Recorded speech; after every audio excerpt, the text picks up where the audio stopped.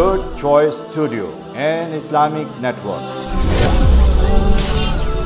خلق العظیم وعلى آلہ الطیبین الطاہرین الذین قاموا بنصرة الدین القویم اما بعد قال اللہ تبارک وتعالی فی القرآن الحکیم اعوذ باللہ من الشیطان الرجیم بسم اللہ الرحمن الرحیم وما ارسلناک الا رحمۃ للعالمین صدق اللہ العظیم قال اللہ تعالی فی مقام آخر بسم اللہ الرحمن الرحیم ان اللہ وملائکتہ یصلون علی النبی یا ایہا الذین آمنوا صلوا علیہ وسلموا تسلیما. پڑھیں الصلاۃ والسلام علیک یا سیدی یا حبیب اللہ، الصلاۃ والسلام علیک یا سیدی یا رسول اللہ، الصلاۃ والسلام علیک یا رحمۃ للعالمین وعلی آلک واصحابک اجمعین. رکوع، سجدے، تشہد، قیام بنتے گئے. رکوع، سجدے، تشہد، قیام بنتے گئے، بساط کرتے گئے اور نظام بنتے گئے. بساط کرتے گئے اور نظام بنتے گئے. بس ایک نام محمد چنا گیا اور پھر صلی اللہ علیہ وسلم، بس ایک نام محمد چنا گیا اور پھر اس ایک نام سے سب نیک نام بنتے گئے. اس ایک نام سے سب نیک نام بنتے گئے. اور جو لوگ کچھ بھی نہ تھے سوائے غلام، جو لوگ کچھ بھی نہ تھے سوائے غلام، درود پڑھتے گئے اور امام بنتے گئے. درود پڑھتے گئے اور امام بنتے گئے. مقتدر سامعین، آج کی یہ جو محفل ہے یہ ذکر حبیب خدا کی محفل ہے، اور ہم سب لوگ بس کرو یار حضور علیہ الصلوۃ والسلام کی بارگاہ میں حاضر ہیں. اس نبی کی بارگاہ میں حاضر ہیں، اس نبی کی غلامی کا دم بھر رہے ہیں کہ جس غلامی کے لیے عیسیٰ جیسے نبی بھی دعائیں کرتے رہے ہیں. اور آج بھی انجیل یوحنا میں اور برنباس میں وہ باتیں لکھی ہوئی ہیں کہ جس میں حضرت عیسیٰ علیہ السلام نے بارگاہ الہی میں حضور علیہ السلام کی غلامی اس طرح سے مانگی. عرض گزار ہوئے کہ یا باری تعالیٰ، عیسیٰ کو یہ شان عطا فرما کہ جو احمد مختار آنے والے ہیں، عیسیٰ ان کے جوتے گانٹنے والا ہو جائے، کسی طرح جوتے کے تسمے باندھنے والا ہو جائے کسی طرح، عیسیٰ کو یہ شان ملے. اور جو لوگ یہاں پر بیٹھے ہوئے جن کو ادراک ہے کہ جوتے، حضور کے جوتے پکڑنے والے کا مقام کیا ہے، جو خاصف النال ہے حضور علیہ الصلوۃ والسلام کا، اس کی شان کیا ہے. صاحبان، اگر روایات میں دیکھا جائے تو اصحاب کہتے ہیں، اصحاب بتاتے ہیں کہ کچھ اور بھی تھے اصحاب، لیکن اکثر حضور علیہ الصلوۃ والسلام کے جوتے جب کبھی خراب ہو جاتے تو جن کو دیے جاتے اس شخص کا نام مولا کائنات تھا. آپ کو خاصف النال کہا گیا ہے کہ حضور علیہ الصلوۃ والسلام کے جو جوتا تھا اس کی مرمت کرنے والے. تو حضرت عیسیٰ علیہ السلام نے ایسی نہیں یہ شان مانگی، پتہ تھا کہ یہ شان کس کو ملنے والی ہے. تو صاحبان، ہم اس بات پر اللہ کا شکر ادا کریں کہ جس غلامی کے لیے نبیوں نے دعائیں کی ہیں، ہمیں اللہ نے بن مانگے ہی وہ غلامی عطا فرمائی ہے. یہ ہمارے لیے بڑی اعزاز کی بات ہے. انسان جس بات پر فخر کر سکتا ہے نا، یا سر اٹھا کر بات کہہ سکتا ہے، وہ صرف ایک ہی بات ہے کہ ہم حضور کے غلام ہیں، اور اس کے علاوہ انسان کس چیز پر اترا سکتا ہے.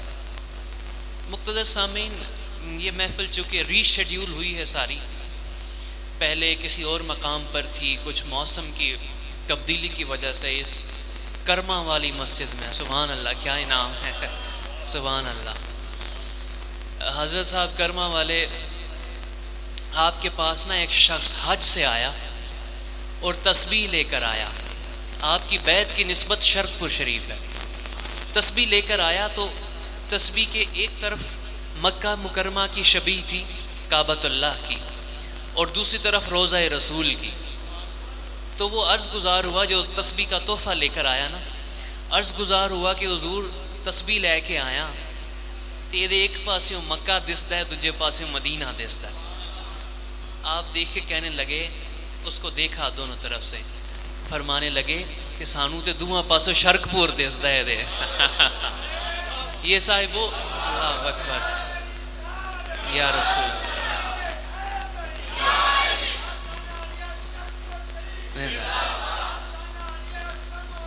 زندہ صاحبو، یہ بات ہمیں سیدنا صدیق اکبر رضی اللہ تعالیٰ عنہ نے سکھائی ہے۔ انہوں نے کہا کہ لوگوں سے کہا کہ مجھے اللہ سے بڑھ کر محمد سے پیار ہے۔ یہ بات بڑی نازک بات ہے، اور سیدنا صدیق اکبر ہی کہہ سکتے ہیں۔ یہ عشق اور یہ محبت انہی سے ہی آ سکتا ہے، انہی سے ہم سیکھ سکتے ہیں۔ وہ کیسے؟ لوگوں کو بھی یہ بات جو ہے حیران کن رہی ان کے لیے کہ ایسا کیسے ممکن ہے کہ اللہ سے بڑھ کر محمد سے پیار کیا جائے، اس کی وجہ کیا ہے؟ لوگوں نے پوچھا تو وہ فرمانے لگے کہ مینوں رب دکر پہنچان والا محمد ہے، محمد نہ ہوتے تو مجھے رب کا پتہ ہی کون بتاتا۔ تو ایک ان کی شان یہ ہے کہ یہ اللہ کے رسول ہیں، دوسری میری محبت کی وجہ یہ ہے کہ اللہ تک پہنچانے والے یہ ہیں۔ تو جو حضرت صاحب کرما والے نے جو بات کہی نا، وہ انہوں نے بالکل ٹھیک بات کہی کہ اگرچہ مکہ اور مکرمہ اور مدینہ منورہ کی زیارت ہو رہی ہے، لیکن در حقیقت تو وہ جس رستے سے وہاں تک پہنچے ہیں اس کو ذہن میں رکھنا ضروری ہے۔ صاحبان، ہم بحمداللہ سب نسبت والے بیٹھے ہیں، اہل سنت و جماعت ہیں، حضور کی ہر نسبت سے پیار کرنے والے ہیں۔ آج یہاں پر ثنا خان آ رہے ہیں، وہ حضور کی نعت پڑھتے ہیں تو آپ ان کو ادب سے وہاں سے لے کر آتے ہیں، اونچی جگہ پر بٹھاتے ہیں، پلے پیسے بھی دیندے ہو، کوئی پیر آندا ہے وہ ہاتھ بھی چومدے ہو، کوئی بھی حضور کی نسبت لیے ہوئے کوئی آ جائے آپ ادب کرتے ہیں، احترام کرتے ہیں۔ وجہ تو حضور کی ذات ہے نا، وجہ تو سرکار دو عالم صلی اللہ علیہ وآلہ وسلم ہے۔ اور آج یہ جو مسجد اللہ کا گھر ہے، یہاں پر جو محفل سجی ہوئی ہے، میں نہیں چاہتا تھا کہ میں کوئی بے ادبی کروں یا کہوں کہ مجھے جلدی جانے دیں یا ایسا کریں۔ اصل میں عرض یہ ہے کہ یہ ہر دفعہ وعدہ خلافی کرتے ہیں، وقت ہمیں کچھ بتاتے ہیں، انہاں دی بھی غلطی ہے، اگوں ساڑی غلطی ہے کہ اسی پھر چھیتی چھٹی مانگنے ہیں کہ جو وعدہ کیا ہو اس کے مطابق۔ میں اصل میں میری مجبوری ہے کہ میں نے پنجاب یونیورسٹی، پہلے تو پڑھنے کی ہماری مصروفیت تھی، اب اللہ کے کرم سے وہاں پڑھانے کی مصروفیت ہے۔ جو لوگ جانے والے ہیں نا، پڑھنے والے وہاں پہ، جو دین سے تھوڑا قریب لوگ ہیں، ان کو یہ بات پتہ ہوگی کہ وہاں پر دوسرے لوگ کتنے زیادہ مضبوط ہیں۔ تمام مکاتب فکر جتنے دوسرے ہیں نا، وہ لوگ بہت مضبوط ہیں اور بہت کام کر رہے ہیں۔ ہمارے یہاں اس چیز کی کمی ہے، تو کوئی مساں پہنچ دے تو محفلوں 'ਚ لیٹ کرا کے اگلے دن دی کلاس چھڑا دیندے ہو۔ تو عزیزو، میں نے کلاس پڑھنی ہوتی تو وہ میرے اکیلے کا نقصان تھا، اب پڑھانی ہے تو 50-60 بچے ہیں وہاں پہ جن کا نقصان ہوگا، تو یہ بات غیر مناسب ہے۔ اس وجہ سے میں نے عرض کی کہ مجھے آپ جلدی اجازت دے دیں، ان کا سلسلہ تو چلتا رہے گا۔ ابھی تو اصل 15-15 10-10 منٹ والے تے نعت خان گئے ہوں، گھنٹے والے آن گے انشاءاللہ، تسی سب نو سنو گے۔ سننا چاہیے اللہ کی محبت میں، اس کے رسول کی محبت میں سننا چاہیے۔ حضرت داتا صاحب سیدنا علی بن عثمان حجویری رضی اللہ تعالیٰ عنہ، آپ نے فرمایا کہ محفل میں جو لوگ آتے ہیں نا، اللہ کے ذکر کی جو محفل جس رام سجا کے بیٹھے ہیں، اس کی 2 کیٹیگریز ہیں، ایک پڑھنے والا ہے، ایک سننے والا ہے۔ غالباً یہ بات میں نے پہلے بھی بتائی تھی۔ انہوں نے فرمایا کہ جو سننے والے ہیں ان کا مقام زیادہ ہے، ان کا مرتبہ زیادہ ہے، جبکہ آپ عزتیں ہم لوگوں کو دے رہے ہیں جو پڑھنے والے ہیں۔ پھر انہوں نے وجہ بتائی کہ کیوں آپ لوگوں کا مرتبہ کیوں زیادہ ہے۔ انہوں نے فرمایا اس کی وجہ یہ ہے، یہ جو جتنے پڑھنے والے ہیں نا، یہاں پر نعت پڑھیں گے، تقریریں کریں گے وہ سب اس بات سے اگری کریں گے. پہلی گل نہیں تو دوسری نال ضرور اگری کریں گے. انہوں نے کہا کہ پہلا مسئلہ تو یہ ہے کہ جو پڑھنے والا ہے اس کے دل میں پیسے کا لالچ ہوتا ہے کہ انہوں کو 4 پیسے مل جائیں. فرمایا کہ اگر اللہ ماشاء اللہ کسی کے دل میں یہ لالچ نہ بھی ہو تو کم از کم یہ لالچ ضرور رہتا ہے کہ لوگوں کو میری بات سمجھ آئے تو وہ واہ واہ کریں, سبحان اللہ کہیں. کئی تو تواڈے کولوں زور لواندے نے کہ ہاتھ چک کے آکھو سبحان اللہ, کوئی کہندا کھلو کے آکھو, کوئی کہندا لمے پے کے آکھو, زور لاؤ. تو آپ لوگوں کو یہ کہہ رہے ہوتے ہیں, کیوں؟ یہ چاہ رہے ہیں کہ ان کو پریز ملے. ہم چاہتے ہیں کہ ہمیں پریز ملا, آپ لوگوں کو بات سمجھ آئے. لیکن انہوں نے کہا کہ جو سننے والا ہے وہ خالص اللہ کے لیے بیٹھا ہوتا ہے, وہ اللہ اور اس کے رسول کی محبت لے کر بیٹھا ہوتا ہے, اس کے دل میں کوئی لالچ نہیں ہے.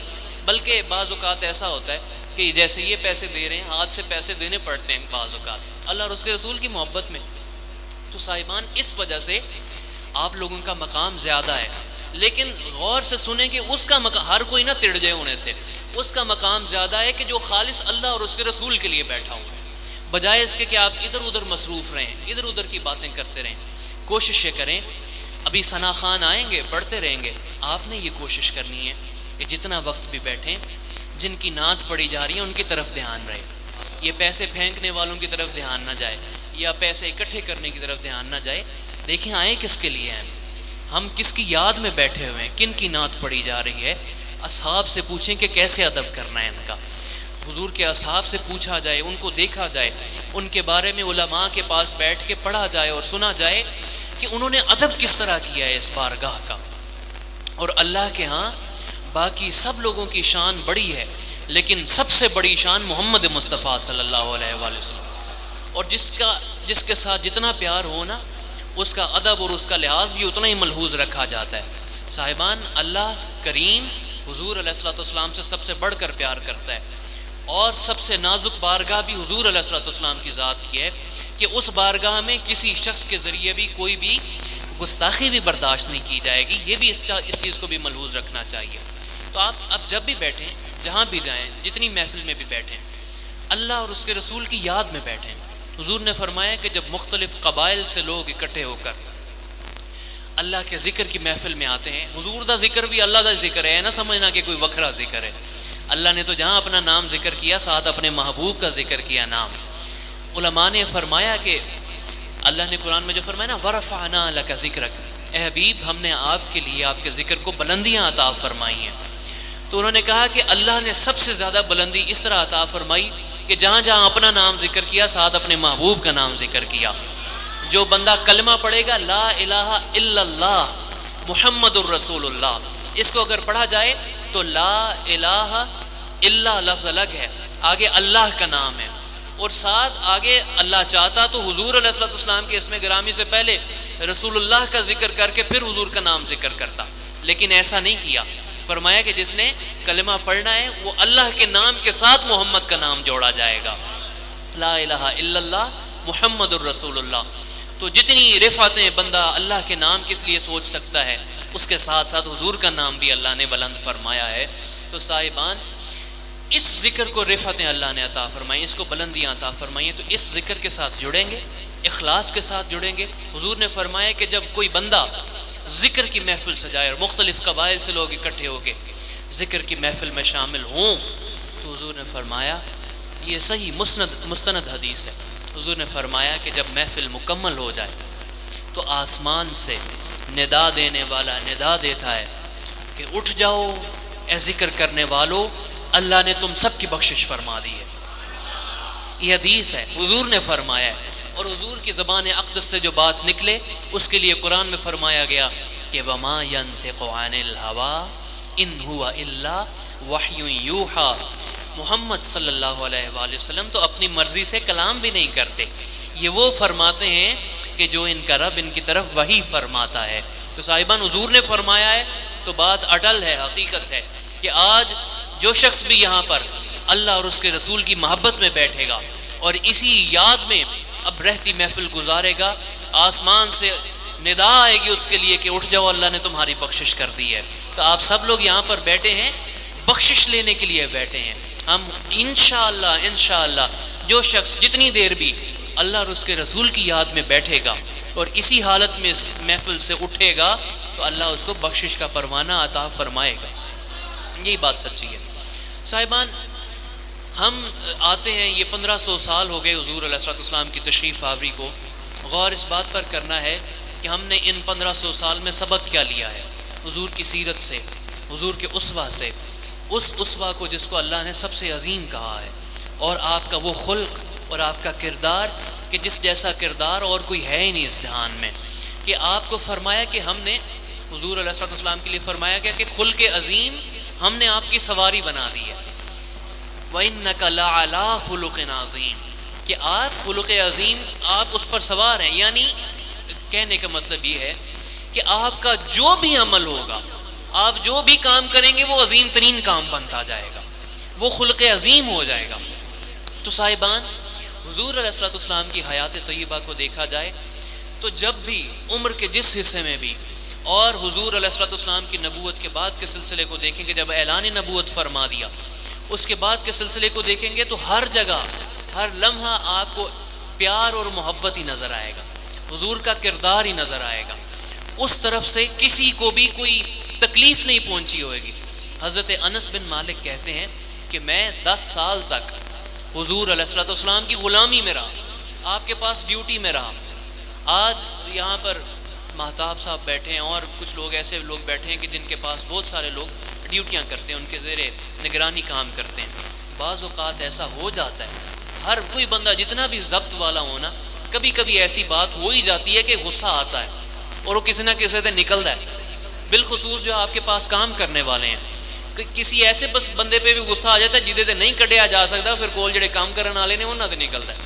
تو عزیزو، حضور علیہ الصلوۃ والسلام کے بارے میں حضرت انس نے کہا کہ میں 10 سال تک حضور کی بارگاہ میں رہا، لیکن ان 10 سالوں میں ایک بھی وقت ایسا نہیں آیا کہ حضور نے مجھے حکم دیا ہو کہ یہ کام کرنا ہے تو میں نہ کر سکیا ہوا کہ حضور نے اودے تے مینوں ڈانٹ دیتا ہوئے، یا حضور نے کسی کام تو روکیا ہوئے تو میں کر بیٹھا ہوا، حضور نے اودے تے مینوں کچھ ڈانٹیا بھی ہوئے. نہیں، حضور نے پیار ہی بانٹا ہے.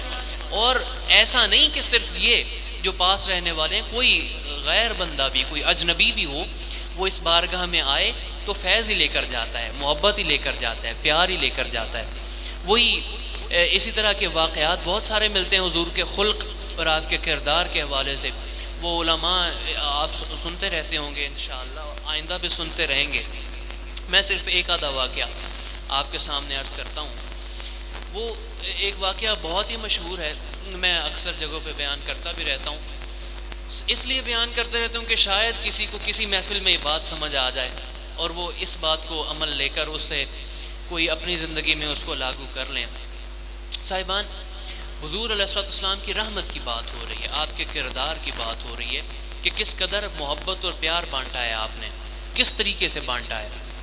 وہ چلیں وہ دوسرا واقعہ بیان کریں. ایک دفعہ سرکار دو عالم صلی اللہ علیہ وآلہ وسلم مدینہ المنورہ میں تھے. تو ایک محبت کی بات یہ ہے کہ عربی جاننے والے جو لوگ یہاں پر بیٹھے ہیں ان کو پتہ ہے کہ مدینہ جو لفظ ہے نا، عربی زبان کا لفظ ہے، اس کا مطلب ہے شہر. مدینہ کا مطلب ہے شہر، کوئی بھی شہر. مطلب یہ لاہور ہے نا، اس کو عربی میں کوئی بندہ لکھے گا تو مدینہ اللاہور لکھے گا، یعنی مدینہ شہر لاہور، اس طرح سے لکھا جائے گا. حضور علیہ الصلوۃ والسلام کے شہر اقدس کا نام پہلے کچھ اور تھا، لیکن جب حضور تشریف لے آئے تو اس کا نام آج بھی اور قیامت تک مدینہ منورہ مشہور ہو گیا. منور یہ عربی زبان میں اس میں مفعول کا صیغہ ہے کہ وہ شہر جو نور والا شہر ہے. حضور کی تشریف آوری سے مدینہ المنورہ ہو گیا. صاحبان، حضور مدینہ منورہ سے ایک دن ایسے ہی چہل قدمی کے لیے، سیر کے لیے نکلے.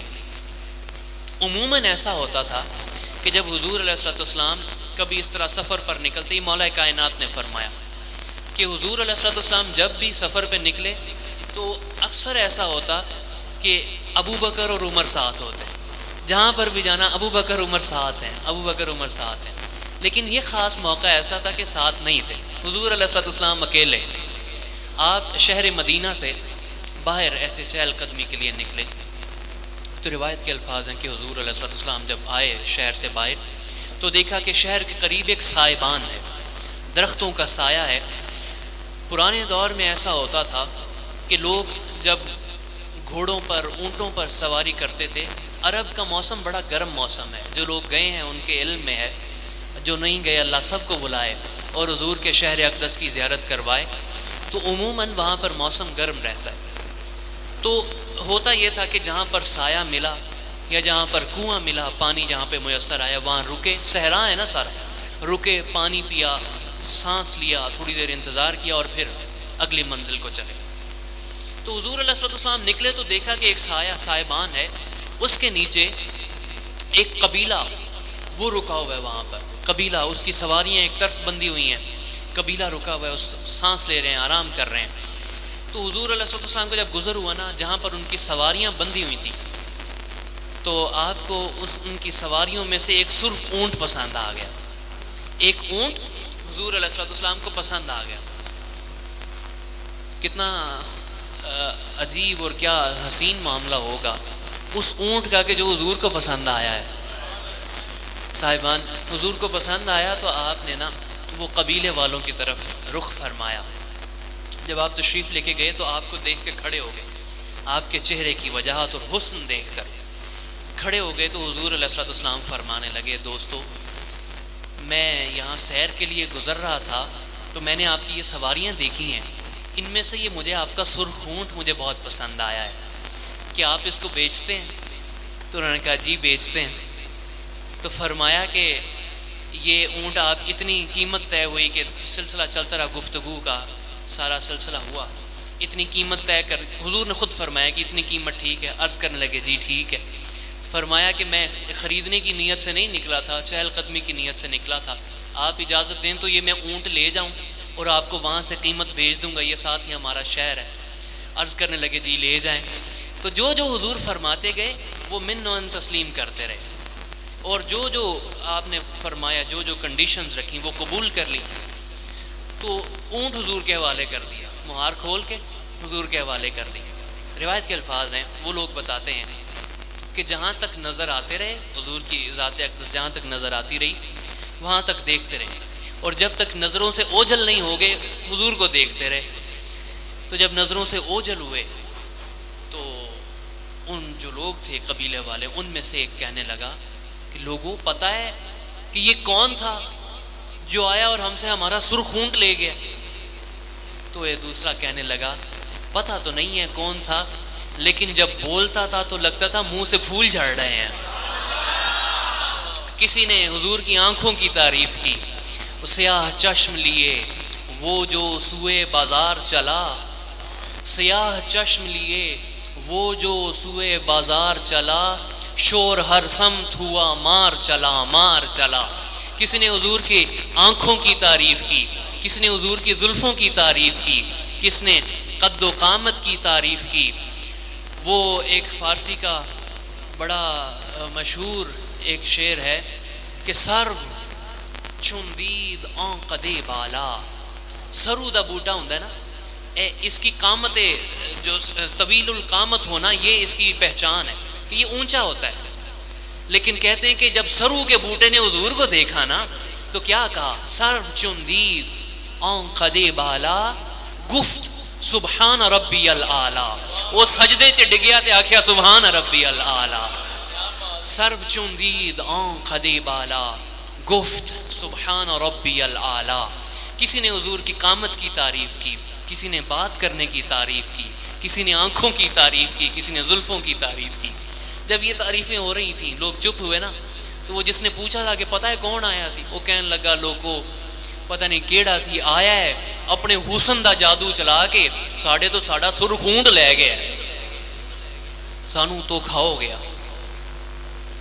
صاحبان سرخ اونٹ جو ہے نا عربوں میں آج بھی اس کی بڑی قیمت ہے، اور اس وقت تو بہت زیادہ قیمت تھی جب بطور سواری استعمال ہوتا تھا۔ آج کی لینڈ کروزر جنہوں قیمت دا نہیں پتا، حاجی مہتاب صاحب نے پوچھے کنے دھیان دی ہے، کروڑوں کے حساب سے آج کی قیمت۔ تو اس وقت بڑی قیمتی یہ چیز سمجھی جاتی تھی۔ انہوں نے کہا کہ ہمیں کوئی شخص آیا اور اپنے حسن کا جادو چلا کے ہمیں دھوکہ دے گیا۔ جب انہوں نے یہ بات کہی نا تو کہتے ہیں کہ ان کے ساتھ ان کی سردار خاتون، ان کی ملکہ، وہ ان کے ساتھ سفر کر رہی تھی اور خیمے کے اندر تھی۔ اس نے وہاں سے آواز دی خبردار کہ جو شخص تم سے اونٹ لے کر گیا ہے اس کو کوئی دھوکے باز یا جھوٹا نہ کہے، اگر اس نے تمہاری قیمت نہ بھجوائی تو اس کی جگہ قیمت میں ادا کر دوں گا۔ وہ لوگ خوش ہوئے کہ چلو شکر ہے کہ ملکہ اے خاتون، سردار خاتون، شکر ہے آپ ان کو جانتی تھی۔ کہنے لگی جاندی میں بھی نہیں، لیکن جب وہ گفتگو کر رہے تھے نا تو یہ اتنی حسین شیریں آواز میرے کانوں میں آئی۔ مولانا جامی نے فرمایا تھا حضور کی شیریں لسانی کے بارے میں کہ بلبل زیتوا موختہ شیریں سخنِ را۔ اس کا پہلا مصرع کیا ہے؟ کسی کے ذہن میں ہے؟ کادے نقیب ہو تسی؟ بلبل زیتوا موختہ شیریں سخنِ را۔ چلیں کہ بلبل نے جو اس کی زبان میں جو شیرینی ہے نا حضور آپ سے سیکھی ہے۔ اور حضرت امیر خسرو نے کہا تھا کہ گفتم کہ روشن از قمر، میں نے پوچھا کہ چاند نالو سونا بھی کوئی ہے؟ تو آگے سے ادھر سے جواب آیا گفتہ کہ رخسار منست، انہوں نے کہا ہمارے رخسار نہیں دیکھتے کتنے حسین ہیں۔ گفتم کہ شیریں از شکر، میں نے پوچھا کہ شکر نالو مٹھی کیڑی شے ہے؟ گفتہ کہ گفتار منست، انہوں نے کہا کہ ہماری گفتگو سنو یہ شکر سے میٹھی ہے۔ تو صاحبان وہ عورت کہنے لگی کہ میرے کانوں سے وہ جب رسیلے الفاظ گزرے تو میں نے سوچا کہ میں دیکھوں تو صحیح ہے کون بات کر رہا ہے۔ تو میں نے اپنے خیمے کا پردہ ہٹا کر دیکھا تو وہ جو چہرہ میں نے دیکھا وہ کسی جھوٹے کا چہرہ نہیں ہو سکتا تھا، وہ کسی سچے کا چہرہ تھا۔ تو اگر اس نے تمہاری قیمت نہ بھی بھجوائی تو میں اس کی جگہ قیمت ادا کروں گی۔ ابھی یہ باتیں ہو رہی تھیں، اسی کشمکش میں، اسی گفت و شنید میں، اسی رستے سے پھر کچھ لوگ آتے ہوئے نظر آئے، سامان اٹھائے ہوئے ہیں۔ کسی نے سر پہ کچھ سامان اٹھایا، کسی نے ہاتھ میں کچھ سامان پکڑا ہے، کچھ تھیلیاں پکڑی ہوئی ہیں، تو آ رہے ہیں، اسی رستے سے لوگ آ رہے ہیں۔ اس طرف آ رہے تھے تو لوگوں نے کہا کہ آ رہا ہے کوئی، ادھر سے آ رہا ہے، کچھ لوگ آ رہے ہیں۔ قریب آتے گئے آتے گئے آتے گئے تو وہ جو لوگ وہاں سے آئے، اس شہر سے آئے، انہوں نے کہا کہ دوستو ابھی کچھ دیر پہلے آپ کے پاس یہاں کوئی شخصیت تشریف لائے تھے جو آپ سے اونٹ کا سودا کر کے گئے ہیں؟ تو وہ کہنے لگے ہاں آئے تھے، انہی کی تو باتیں چل رہی ہیں۔ تو وہ کہنے لگے جو آئے تھے وہاں سے، شہر سے جو لوگ آئے نا، اس نے سر سے کھجوروں کا ٹوکرا اتارا۔ انہوں نے کہا کہ ہمیں انہوں نے بھیجا ہے اور کہا ہے کہ ہمارے مہمان آئے ہیں، مسافر ہیں، جاؤ ان کی خدمت کرو۔ انہوں نے آپ کے لیے یہ کھجوریں بھیجی ہیں، ساتھ شربت لائے اور کہا کہ یہ شربت بھیجا ہے۔ اور پھر تیسرے نے کہا یہ قیمت بھی آپ کی جو طے ہوئی تھی یہ بھی انہوں نے بھجوائی ہے، یہ بھی قبول کریں۔ صاحبان وہ حیران ہوئے، وہ کہنے لگے کہ دسو تے صحیح وہ ہے کون؟ ہم پہلے اس کے حسن کے جادو سے نہیں نکل رہے تھے، ہم اس کے بارے میں کیا کچھ سوچ رہے ہیں یہاں پر، اور وہ ان کا ایسا کردار ہے کہ وہ ہماری مہمان نوازی کر رہے ہیں، تم بتاؤ وہ ہیں کون؟ تو وہ اصحاب رسول تھے، انہوں نے کہا کہ یہ اللہ کے رسول ہیں، اللہ کے نبی ہیں، جن کا نام محمد مصطفیٰ صلی اللہ علیہ وآلہ وسلم یا رسول اللہ صلی اللہ علیہ وسلم۔ تو انہوں نے کہا، اصحاب کہنے لگے کہ وہ اللہ کے رسول ہیں اور ہم ان کے غلام ہیں، وہ ہمارے آقا و مولا ہیں۔ صاحب حضور کے نام کے چرچے پہلے ہی بہت سارے ہو چکے تھے، مکہ میں رہتے ہوئے لوگ بہت سارے معجزات دیکھ چکے تھے، چاند کو 2 ٹکڑے ہوتا ہوا دیکھ چکے تھے، اور پورے 4 دانگ عالم میں حضور کے نام کے چرچے تھے۔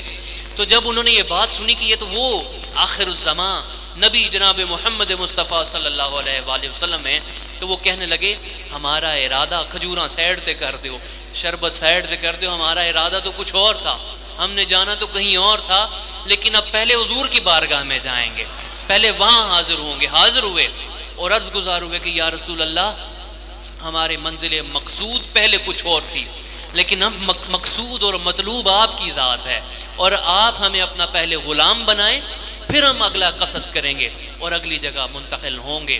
حضور علیہ السلام کی بارگاہ میں کلمہ درود پڑھ کر پھر وہاں سے گئے۔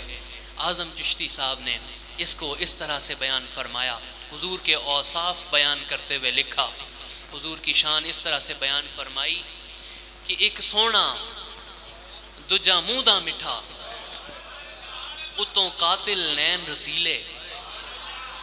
ایک سونا دوجا منہ دا مٹھا، اتوں قاتل نین رسیلے، تو ایتھے کلا نہیں اعظم، ایتھے لٹے گئے قبیلے۔ یہاں تو قبیلوں کے قبیلے آئے اور حضور کے خلق سے حصہ لیا، حضور کے پیار سے حصہ لیا، اور اس نے ایسا اثر کیا کہ لوگ مسلمان ہو کر ہی وہاں سے گئے۔ تو صاحبان یہاں تو قبیلہ کلمہ پڑھنے والے ہیں، ہم ان کی محبت کے دعوے دار تو ہیں، ہم یہ بہت دعوے کرتے ہیں کہ لبیک یا رسول اللہ کے نعرے ماریں گے اور بہت سارے نعرے مارتے ہیں، لیکن صاحبان یہ خیال رہے کہ یہ باتیں صرف زبان کی حد تک نہ رہ جائیں۔ ہم جو غلامی کا دم بھرتے ہیں، ہمارے کردار سے بھی لوگوں کو پتہ چلنا چاہیے کہ واقعی یہ محمد مصطفیٰ کا غلام ہے۔ ایسا نہ ہو کہ ہم باقی سنتوں پر تو عمل کر رہے ہوں، لیکن جو حضور کی سب سے بڑی سنت تھی، سب سے بڑی سنت حضور کا خلق ہے، آپ کا کردار ہے، یہ سب سے بڑی سنت ہے کہ جس سے لوگوں کے دل ہی پھر گئے، جس سے لوگوں کی پوری زندگی تبدیل ہو گئی، وہ حضور کا خلق اور کردار ہے۔ صاحبان ایسا نہ ہو کہ لوگ ہمارے چہروں پر داڑھی دیکھ کر یا ہمیں باقی سنتیں ساری عمل کرتے ہوئے دیکھ کر بعد میں بھی ہم سے پریشان رہیں اور کہیں کہ یہ بندہ جان چھڑے، کسی طرح کوئی فتویٰ نہ لا دے یا کوئی اور کام نہ ہو جائے۔ پیار اور محبت حضور کا طریقہ ہے دین پھیلانے کا، کوشش کرنی چاہیے خاص طور پر مبلغین کو، اور عموماً ہم سب لوگ حضور کا کلمہ پڑھنے والے ہیں، ہم سب کو یہ کوشش کرنی چاہیے۔ دیکھیں حضور علیہ السلام کی ذات اقدس تھی نا، ہمارے لیے تو سبھی مسلمان ہیں نا، حضور کی ذات تو وہ تھی کہ ان کے پاس آتے ہی کافر تھے اکثریت، یعنی حضور علیہ السلام کلے کھڑے ہوئے نا عرب دے اندر، بعد جو سارے مسلمان ہوئے آپ نے جدو دسیا، اس تو پہلے تے سارے کافر سن، تے حضور نے کافراں نال پیار کیتا ہے تے وہ مسلمان ہوئے نے نا۔ اج سانو آپس تی لڑایا ہوا مسلماناں نو، آپس تی سنی شیعہ دیوبندی بھابی یہ وہ سارا کچھ۔ صاحبو ہمارے حضور لڑانے کے لیے نہیں آئے تھے، ان کی ذات اقدس کو سامنے رکھ کے ان کو مرکز بنا کے یا ان کو سینٹر بنا کے لڑائی کا مقصد نہ بنایا جائے۔ حضور کی ذات اقدس پیار پھیلانے والی ہے، اور ان سے ہم نے سیکھنا ہے، اپنے خلق کو بہتر کرنا ہے، اپنے کردار کو بہتر کرنا ہے۔ بارگاہ الہی میں خواستگار ہیں کہ اللہ کریم آج کی اس محفل کو اپنی بارگاہ عالیہ میں شرف قبولیت عطا فرمائے، اور جتنے بھی اس محفل کو سجانے والے ہیں اللہ ان کی توفیقات میں مزید برکتیں عطا فرمائے۔ میں آپ سب سے انہی الفاظ سے یہاں پر اجازت چاہوں گا، اور آپ لوگوں سے اس لیے عرض گزار ہوں کہ آپ لوگ اگر محفل میں بیٹھے رہیں تو آپ لوگ ہمیں بھی دعاؤں میں یاد رکھیے گا، یقیناً آپ کا مرتبہ پھر بڑھ جائے گا اور آپ کا مقام زیادہ ہو جائے گا، تو آپ لوگ ہمیں محفل میں دعاؤں میں یاد رکھیں۔ صاحبان یہ حضور کے ذکر کی محفل ہے، جو یہاں پر منتظمین ہیں وہ حضور کی یہ سنت پہ عمل کرتے ہوئے اگر مہمان کو سی آف کرنا ہے وہ اکیلا اٹھے اور وہ جائے اور سی آف کر کے آ جائے۔ آپ سب احباب تشریف رکھیں گے، حضور کا ذکر یقیناً ہر پیر ہر مولوی سے زیادہ بڑھ کر عزیز ہونا چاہیے، اور ہر بڑے بڑے ملا سے زیادہ عزیز ہے۔ تو آپ حضور کے ذکر کی محفل میں بیٹھے ہیں، کوئی بھی آ جائے، میں اپنے لیے خاص طور پر یہ بات کہتا ہوں کہ میرے لیے خاص طور پر اور عموماً ہر کسی کے لیے، جب حضور کا ذکر چل رہا ہو اس کو چھوڑ کر کسی اور کی طرف دھیان نہ کریں، ٹھیک ہے؟ اب یہ یقیناً یہ محفل چلتی رہے گی، جاری رہے گی، آپ سب احباب بیٹھ کر حضور کے ذکر میں شامل رہیں۔ اللہ کریم ہماری حاضری کو شرف قبولیت عطا فرمائے اور ہم سب کو اخلاص عطا فرمائے حضور کے دین کے ساتھ، حضور کی ذات کے ساتھ، اور ہم اپنی نیتوں میں بھی اللہ ہمیں مخلص فرمائے۔ وآخر دعوانا ان الحمدللہ رب العالمین۔ جزاک اللہ جی۔